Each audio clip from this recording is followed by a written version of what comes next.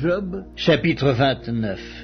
Job prit de nouveau la parole sous forme sentencieuse et dit: Oh, que ne puis-je être comme au mois du passé, comme au jour où Dieu me gardait, quand sa lampe brillait sur ma tête, et que sa lumière me guidait dans les ténèbres. Que ne suis-je comme au jour de ma vigueur, où Dieu veillait en ami sur ma tente, quand le Tout-Puissant était encore avec moi, et que mes enfants m'entouraient. Quand mes pieds se baignaient dans la crème, et que le rocher répandait près de moi des ruisseaux d'huile. Si je sortais pour aller à la porte de la ville, et si je me faisais préparer un siège dans la place, les jeunes gens se retiraient à mon approche, les vieillards se levaient et se tenaient debout, les princes arrêtaient leur discours et mettaient la main sur leur bouche, la voix des chefs se taisait et leur langue s'attachait à leur palais, l'oreille qui m'entendait me disait heureux, l'œil qui me voyait me rendait témoignage, car je sauvais le pauvre qui implorait du secours et l'orphelin qui manquait d'appui. La bénédiction du malheureux venait sur moi, je remplissais de joie le cœur de la veuve, je me revêtais de la justice, et je lui servais de vêtements. J'avais ma droiture pour manteau et pour turban. J'étais l'œil de l'aveugle et le pied du boiteux. J'étais le père des misérables. J'examinais la cause de l'inconnu, je brisais la mâchoire de l'injuste, et j'arrachais ses dents la proie. Alors je disais, je mourrai dans mon nid. Mes jours seront abondants comme le sable, l'eau pénétrera dans mes racines, la rosée passera la nuit sur mes branches, ma gloire reverdira sans cesse, et mon arc rajeunira dans ma main. On m'écoutait et l'on restait dans l'attente. On gardait le silence devant mes conseils. Après mes discours, nul ne répliquait, et ma parole était pour tous une bienfaisante rosée. Ils comptaient sur moi comme sur la pluie, ils ouvraient la bouche comme pour une pluie de printemps. Je leur souriais quand ils perdaient courage, et l'on ne pouvait chasser la sérénité de mon front. J'aimais à aller vers eux, et je m'asseyais à leur tête. J'étais comme un roi au milieu d'une troupe, comme un consolateur auprès des affligés.